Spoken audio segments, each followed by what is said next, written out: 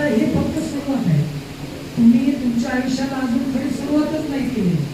ही तुमच्या आयुष्याची परीक्षा आहे. या आयुष्याच्या याच्यामध्ये तुम्ही पहिला प्रथम तो पास झाला, पण खडतर प्रवास करण्यासाठी, तुमचा तो प्रवास सुकर होण्यासाठी तुम्हाला अजून प्रचंड मेहनतीची आवश्यकता आहे, असंच मी या प्रास्ताविकामध्ये सांगेन.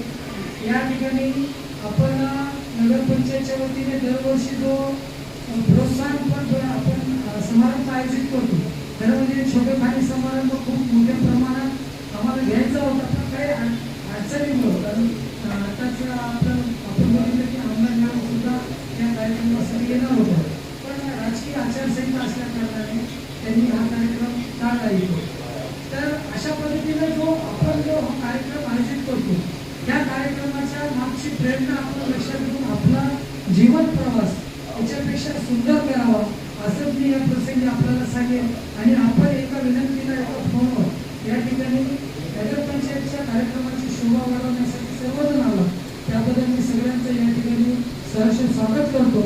आणि या कार्यक्रमासाठी ज्यांनी प्रचंड असे आमचे कर्मचारी सगळे सर असतील, इतर मॅडम असतील, त्यांनी 3 दिवसापासून खरं म्हणजे हा कार्यक्रम व्हावा सर, कारण गृहमंत्र्यांचा सत्कार हा सगळ्यांचा आवडीचा कार्यक्रम आहे. आणि या कार्यक्रमासाठी सगळेजण यावे, कमी जरी संख्या असली तरी पण ज्यांकडे टिपिकल हा कार्यक्रम आहे, ज्यांच्यासाठी आपण कार्यक्रम आयोजित केला, ते विद्यार्थी आणि पालक या ठिकाणी आमची काय भावना आहे तुमच्यापर्यंत पोहोचायला पाहिजे, या उद्देशाने या दोघांनी पण आणि त्यांच्यासोबत सर्व कर्मचाऱ्यांनी जी मेहनत केली त्याबद्दल त्यांचं सुद्धा या ठिकाणी मी धन्यवाद करतो. आपल्या सर्वांचं या ठिकाणी धन्यवाद करतो. मॅडम, तुम्ही सुद्धा एका फोनवर, खरं म्हणजे महिलांचा कार्यक्रम असावा अशी खूप इच्छा होती, त्यामुळे तुम्हाला इन्व्हाइट केलं आणि तुम्ही एका फोनवर या ठिकाणी आलात, त्यामुळे तुमचं सुद्धा नगरपंचायतच्या वतीने धन्यवाद करतो.